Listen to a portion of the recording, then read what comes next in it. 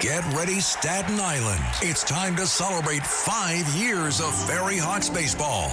The Ferry Hawks are back at SIUH Community Park this week against the Hagerstown Flying Boxcars. A 5-game series starting Wednesday with first pitch at 6:30. Thursday at 4 p.m., it's Jewish Heritage Night. Friday at 7 p.m., it's Soccer Night and Kids Glow Around the Bases postgame. Saturday at 6:30, it's Broadway Night with postgame fireworks and Broadway Rave. Sunday at 1:30, it's Military Appreciation Day and the kids run around the bases. Visit ferryhawks.com now to lock in your seats. Okay, I have to tell you, I was just looking on eBay where I go for all kinds of things I love, and there it was. That hologram trading card. One of the rarest, the last one I needed for my set. Shiny like the designer handbag of my dreams. One of a kind. eBay had it, and now everyone's asking, ooh, where'd you get your windshield wipers? eBay has all the parts that fit my car. No more annoying, just beautiful.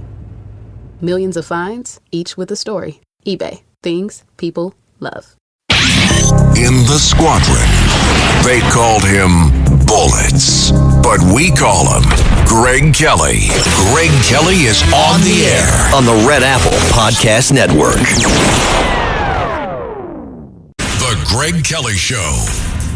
Wow, that weekend was quick. Welcome back. So, Scott Pelley, great big baby, President Trump, walking out on that interview, but if you didn't see what happened for the 6 minutes prior to the interview, you got to see it. I'll play it for you. He was on a roll. He was on fire. I've never seen him so impassioned. I put out a statement on X over the weekend.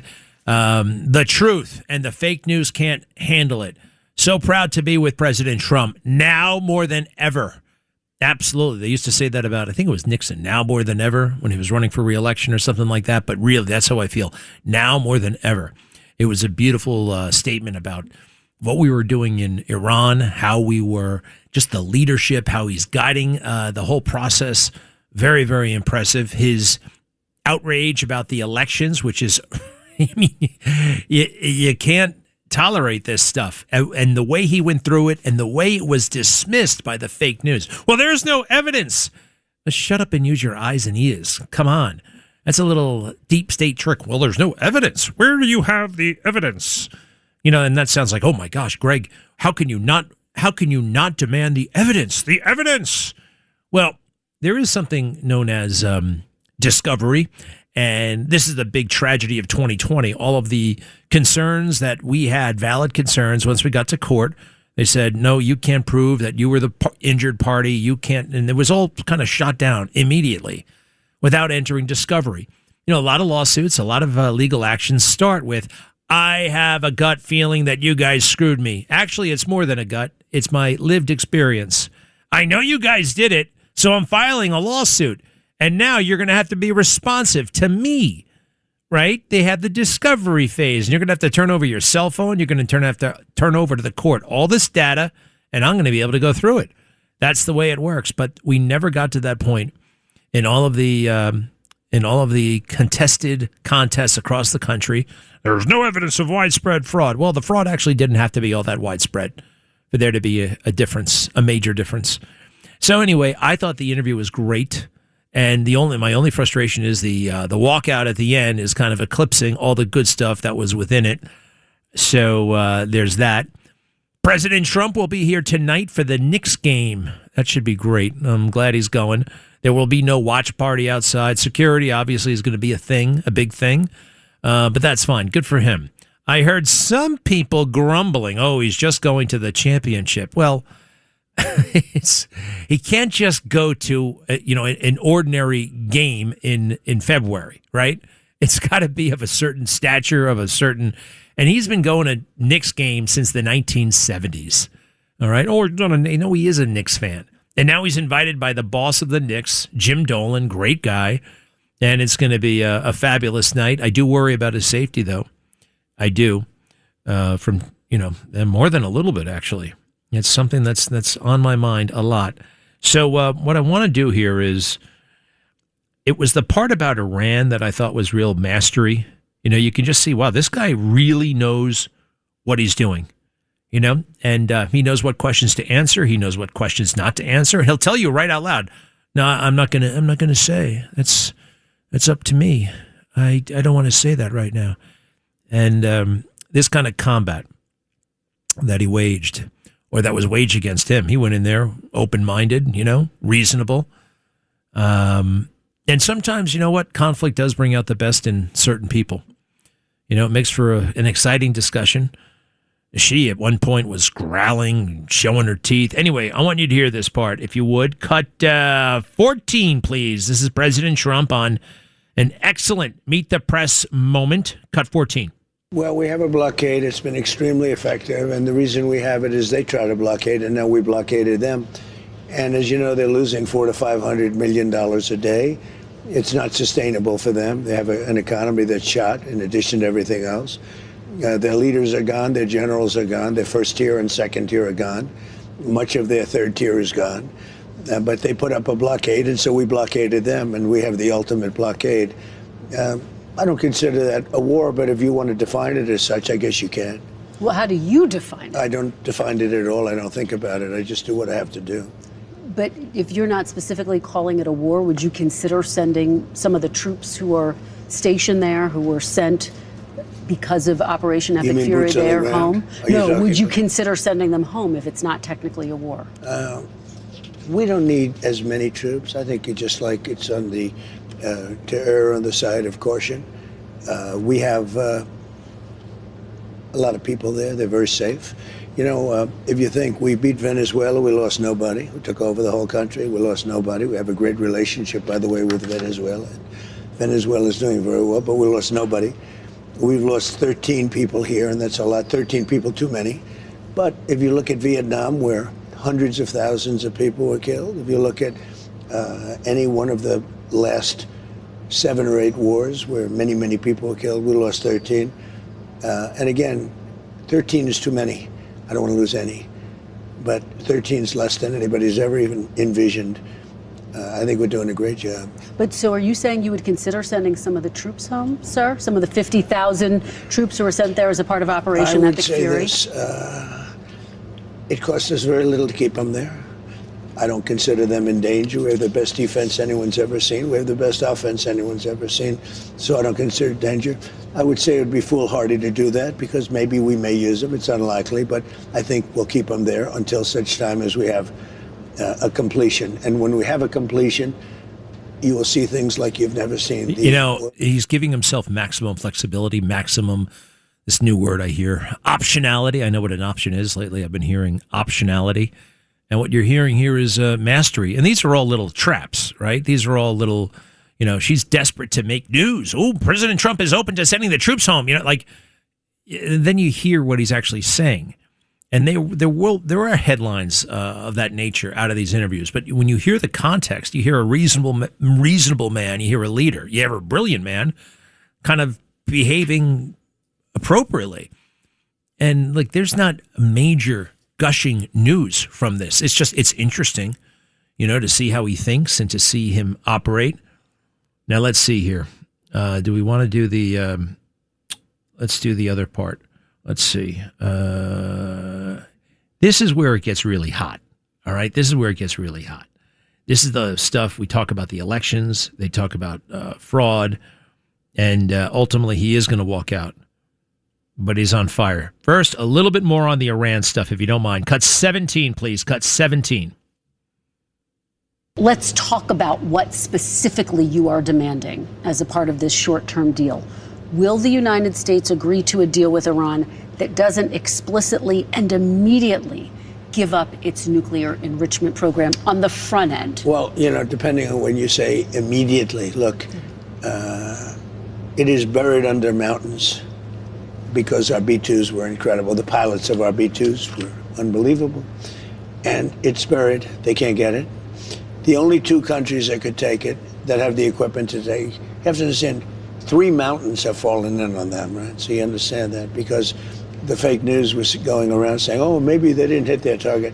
1 o'clock in the morning, pitch black, no moon, no nothing, and every one of those bombs went right down those chutes and blew up. They can't get it no matter what. I mean, they can get it, I guess, with years of work.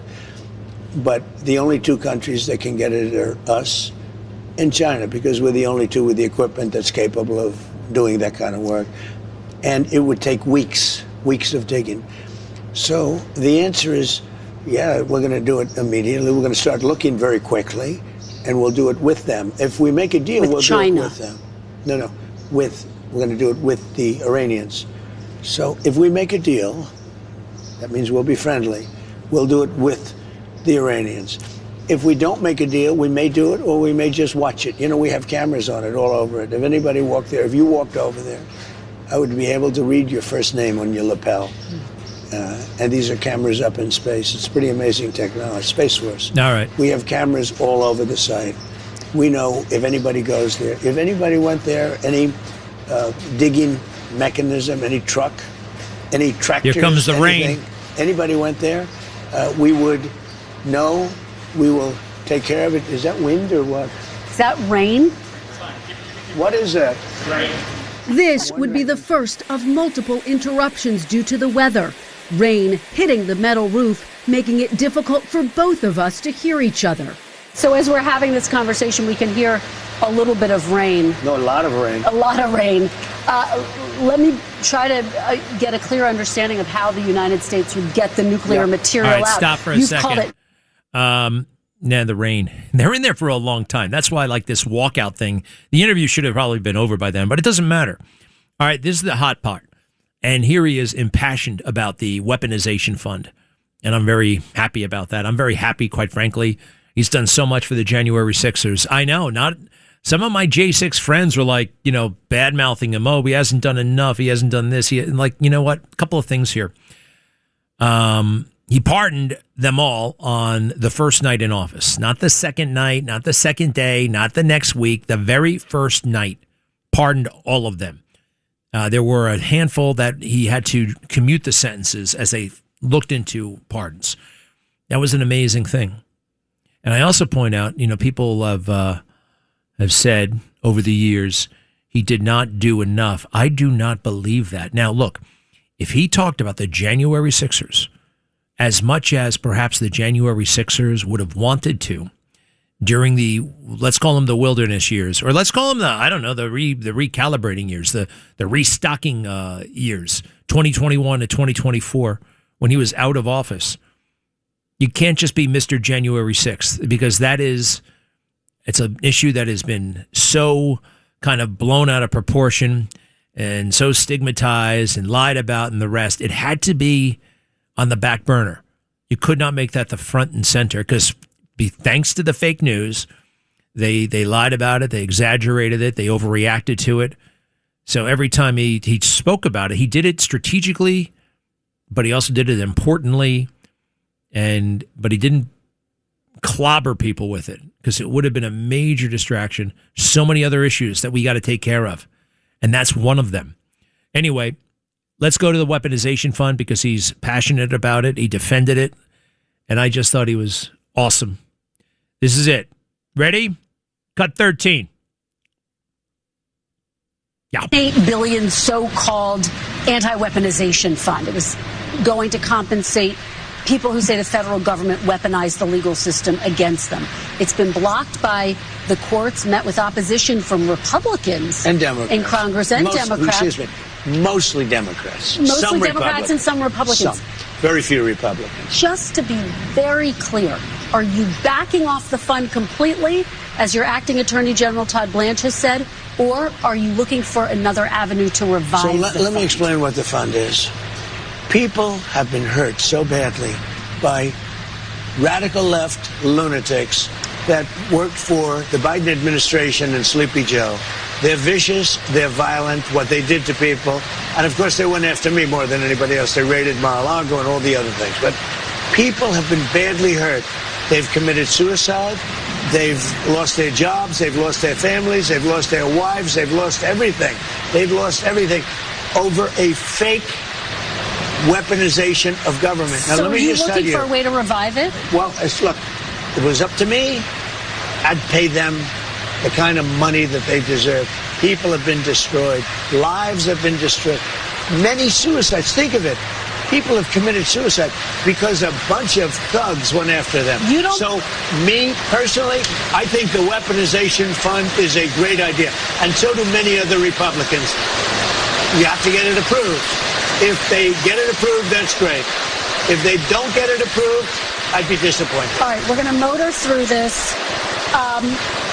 But you have to understand, people have been destroyed by crooked politicians, and they should be reimbursed for that. Do you think anyone who attacked police officers on January 6th should get taxpayer money? I wouldn't be inclined to say so, but I have to see it. I can tell you this, 97% of those people, you look at them, the FBI or whoever it was, because you had a lot of crooked cops, you had dirty cops. Comey was a dirty cop. Well, a guy like Bolton was a dirty cop. There's no evidence. Wait a minute. There she goes. There's no evidence. It is what's that guy's name? Kafka.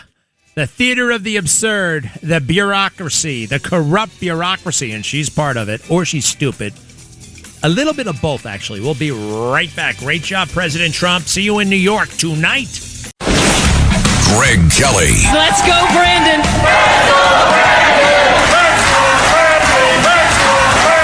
On the Red Apple Podcast Network. Listen to this podcast now On the Red Apple Podcast Network. Why is the middle class shrinking? Why are people facing an affordability crisis while marginalized individuals called informals grow in numbers? Join me as I travel the world, speaking with people living in invisibility, the leaders working to solve it, and uncovering the hard truths shaping our economy and daily reality. Download all of Red Apple Media's podcasts right now through your favorite podcast platform. Greg Kelly On the Red Apple Podcast Network. I don't get that guy. I don't find him impressive. I don't find him smart.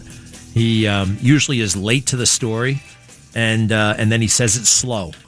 And he also is in the habit of saying like obvious things, again, late. And then it's like, wow, Stephen A. Smith just made a lot of sense. Wow, Stephen A. Smith said something that I agree with. I don't understand why he gets so much credit for pretty crude ideas expressed pretty in really an average fashion. And a lot of his ideas are pretty stupid and boneheaded. I mean, the sports stuff, whatever. I'm not a big sports guy. Let's see here. You know, he's talking about running for president. Is that thing still a thing? Is that a thing? Are you kidding me? Can somebody like just look at the guy and say, you're not smart enough. You're not experienced enough. Who the hell do you think you are? I see Jonathan Karl and these other fake news guys giving him like this platform. A little bit, quite frankly, is, what do they call it? There's a phrase. They're cutting him a lot of slack because he's black. All right, that's the big thing. Oh, a black man thinks this. It is the silliest approach. It quite frankly shows me how few black people a guy like Jonathan Karl actually knows when he sits down and takes Stephen A. Smith seriously. And doesn't he kind of talk like a sheep or like a goat? There's something funny about his mouth, the way he over moves his mouth when he's, again, talking about very simple things. So is this true? He objects to President Trump coming to the game tonight. Screw that guy. I don't care about it. All right. Why the hell would you object to that? It's going to foul up the game, he says. You know, Obama and Biden came to New York all the time. Raise money, do this, that, and the other thing. I mean, they commuted up here. President Trump hardly ever comes to New York City anymore. It's very rare. You know, New York has not been nice to him. Threw him in jail, indicted him, sued him. All right, let's go back to the standoff. The rain is coming down pretty intensely in that wherever the hell they are in Wisconsin. And it's really great to hear him speak so passionately, forcefully, and I think helpfully about the J6ers and what they've been through. And they deserve the money. They deserve a lot of money. Can we pick it up from where we left off, if you don't mind? Keep going. Comey was a straight cop. Who pleaded guilty to assaulting police Comey was a dirty cop. No, they had FBI. Assaulted police Listen to me. They had FBI agents ushering them into the building. They had FBI go into the building. Those people walking around there looking, isn't this nice? They weren't. They were being ushered into the building. Stop! Oh my God! How dare she? There's no evidence of that. How dare this ignorant fool? Anyway, and the other thing is this. There ain't a Republican in the country who would be doing what President Trump is doing right there. There is not one elected leader in the entire country other than President Trump who sticks up for the J6ers. J.D. Vance in second place. But it's incredible. These members of Congress, senators, they want to stay in with the Capitol Hill cops or something like that. They think they have to support law enforcement no matter what, even when law enforcement is corrupt and incompetent or both. No, you don't. All right. He's hot. He's hot. And he's doing something that almost nobody, and not only in politics, in our culture, in broadcasting. Sit around, watch Fox News someday. See how much they talk about the J6ers. Okay? Karl Rove, Bill Barr, all their other people over there. Who else do they have? Do they have Stephen A. Smith on?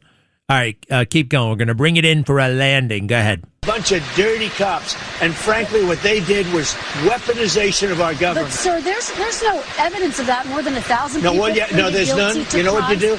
Try looking at the tapes one time. Would you take it off the table? Look at the tapes one time. But 172 people did plead guilty to assaulting police officers. You know why they pled guilty? Should they be exempt? Because they told they were going to jail for 15 years if they didn't. Should they? They pled guilty because they were frightened.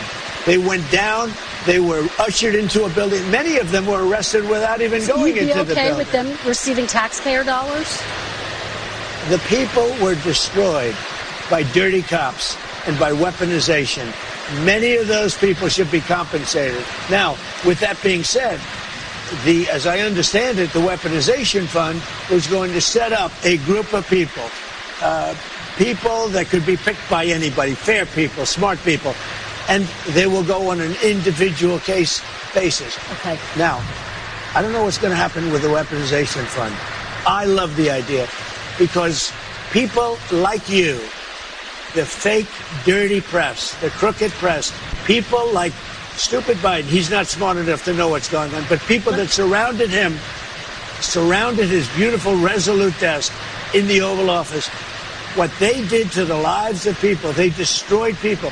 They sent people to jail who did nothing wrong. All right, just to be very clear, there's no evidence of what you're saying, but there's let me a ask lot you of about evidence. Todd Blanche. Let me ask you about Todd Blanche. Listen to me. Let's talk There's about Todd Blanche. tremendous evidence. There's nothing but evidence. The election was rigged. It was a dirty election. Mr. And it's President, happening again right now in California. You've never presented evidence. It's happening that the right now in election California. was rigged. Right now, it's look at what's happening in California. Where's the evidence to that? It's the 4 Republicans days. are doing well in California. No, they're not. They're dropping fast because it's a rigged election. Let me tell you, it's 4 days, and they aren't even close to coming up with it. That's how they count. You know why they're doing that? Because they're cheating on the election. Do you have evidence to support all I have to do is look. All I have to do is look. That's not evidence. And I listen, stop for a second. And I listen to. Well, that's how they vote in California. You know, it reminds me of a line from Saturday Night Fever. Actually, talk about a weird flashback. Anybody remember when John Travolta is having a coffee? I like coffee, and he has. We want some lemon with the tea in it, and then the cheeseburger, right?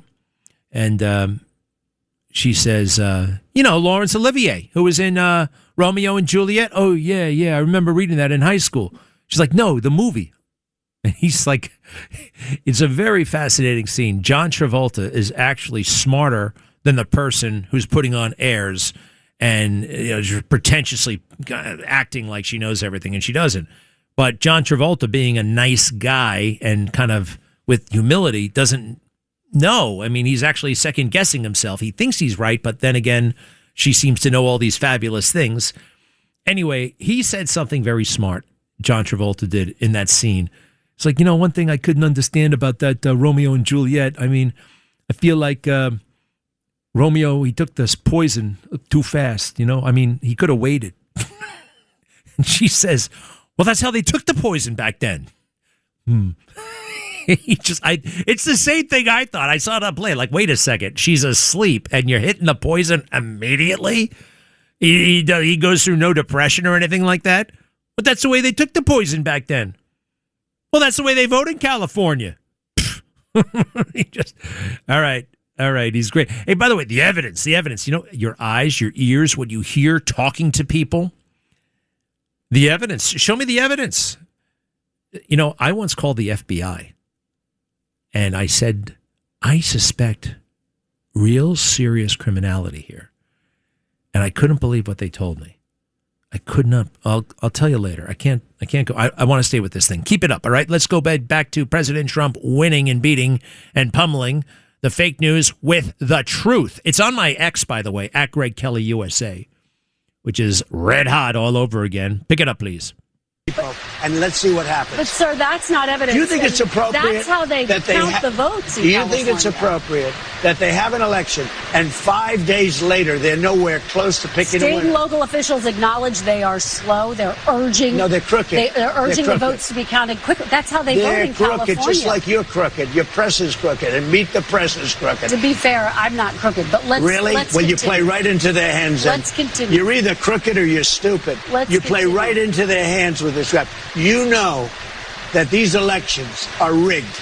Your network knows that they're rigged. You know that I won an election in a landslide, and I got 94% bad press. But, Mr. President, you know why I you've got never that? presented Because you have no evidence. credibility. But you've never presented evidence that it was rigged. Let's keep talking about. I want to talk about Todd You Blanche. have more evidence. There's more evidence than ever presented. Let's talk Your about elections You in went this to country. court. We're like a third world country. But, sir- Your elections are crooked, and you're crooked, and But, Meet the Press is crooked, but, Mr. and so President- is ABC and CBS and CNN. But, Mr. President- You're one-sided crooked networks. All right, let's call it quits because I've had enough. Thank you, darling. Have a good time. Mr. President, let's please. I traveled all the way to Wisconsin. I've sat in the traveled rain with all you. the- I know. I I've sat in the traveled rain all the with way you to for an hour, Wisconsin. on and off in the rain, and I've given you enough time. You ought to straighten out your press because you know what? Mr. A President, country can never be We great traveled with a dishonest Listen, press. we Come on, let's traveled go. all the way to Wisconsin for this interview. Great. I spoke with President Trump Oh. on Saturday, Oh. and we both acknowledged the complications during the interview posed by the rain. He agreed to sit down with me for another Meet the Press interview. Yeah, in about 5 years, hopefully. I don't know. The complications posed by you interrupting your pretend omniscience that somehow you know better. It doesn't matter. He was on fire, but it's true. You can't have a great country without a decent press. Now, President Trump, he points it out, he got 94% bad press. He was able to overcome that. I don't know if anyone else in the world, like going forward, will ever be able to overcome that the way he has. He doesn't react the way a normal person with like who's afraid. Like, it's a great gift and skill to have, to basically be fearless. And there are a lot of people out there who aren't. You know what I mean? Oh, they care so much what the press says about them, although they have been delegitimized. One thing that happened, and we haven't recovered from it. We haven't recovered. When the New York Times went woke and stupid, that really did a number on this country, this culture. Because the New York Times, whether you read it or not, whether you've ever read it or not, was kind of like the connective tissue in a weird way that kept the culture kind of in check, kept it going. You know, you couldn't get something by the Times. They were decent. And yes, they leaned left, but they also knew that there were standards, basic standards of fairness. They had good conservatives on the op-ed page. They had really smart people writing those editorials sometimes, and honest journalism. Now, in part because of, actually, if you really want to know what happened, 2002, 2003, they reported a lot of fake news that was given to them by the Bush administration justifying the war in Iraq. Weapons of mass destruction. And after that, I think they were scarred. We will never, ever, ever not go left again. You know, we'll be anti-war no matter what. We're just going to be all in with the woke, with the left. And I think it started then. And then the transgender nonsense in 2016 and Trump derangement syndrome. But if you can actually walk around with a straight face as an adult person and say that children should be able to get gender-affirming care, right? In some cases, without the permission of the family, you are an insane pervert. And they got 1 million of them over there at the New York Times. And they really blew it out because, quite frankly, on our side, you know, we got the New York Post, but they were able to shut down the New York Post. It's just not powerful enough. And the owner, Rupert Murdoch, is conflicted about President Trump. You see that every day at the Wall Street Journal. Fox News, what do? They sit around and they bitch and moan about The View all day long, right? What did Joy Behar say now? We don't have anybody proactively on our side in a counter or even a replacement to the New York Times, because it needs to be replaced. And I think he could do it without a lot of money, too. I have an idea. I'll be right back.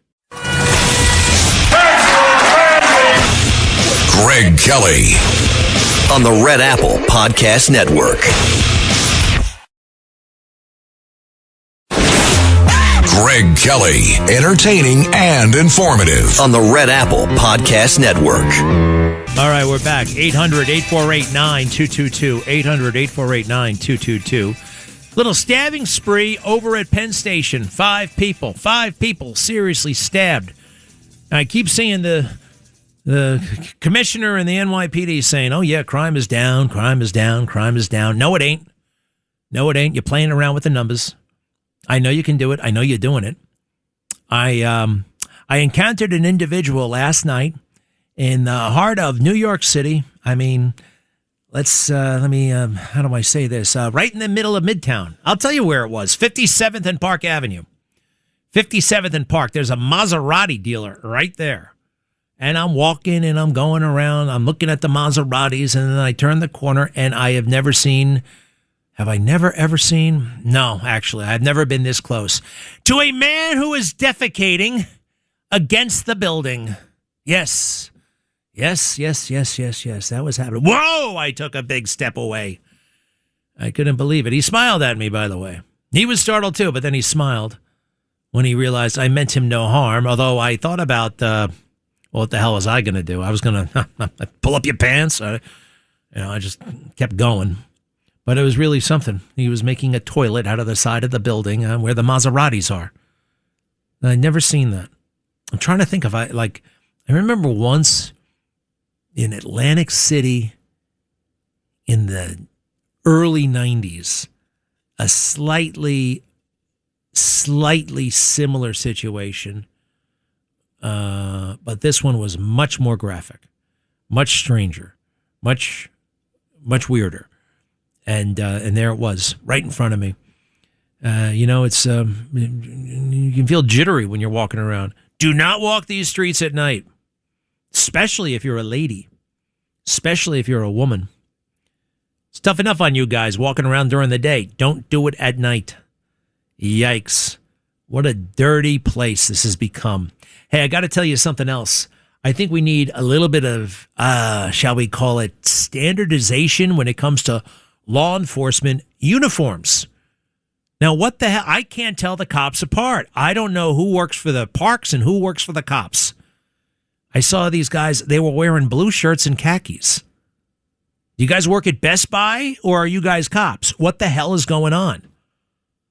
And you see a lot of this stuff. Other police departments, they use olive green. They're using all kinds of different colors.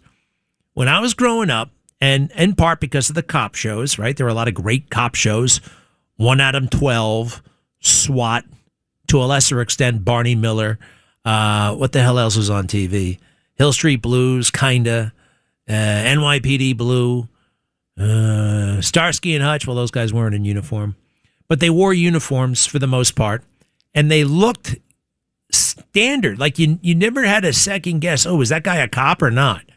You knew just by looking at him. Now I can't tell. This khaki thing is crazy. I understand some people got to be undercover. That's great. Yeah, we want undercover. Anti-crime, undercover. Although what Eric Adams did was bastardize that entire process. Right? He tried to he doesn't want undercover, so he made the undercover wear T-shirts that said NYPD Blue. It was just, what an inept fool that guy turned out to be. Actually, I knew all along. The other thing that I think I'm going to have to write something about this. There's conflicting terminology going on when the cops tell you to stop. Freeze, police. I know that one. I know what to do. Hands up. I know what to do then, too. Not that I've ever been told this. I've been stopped plenty. I've been stopped.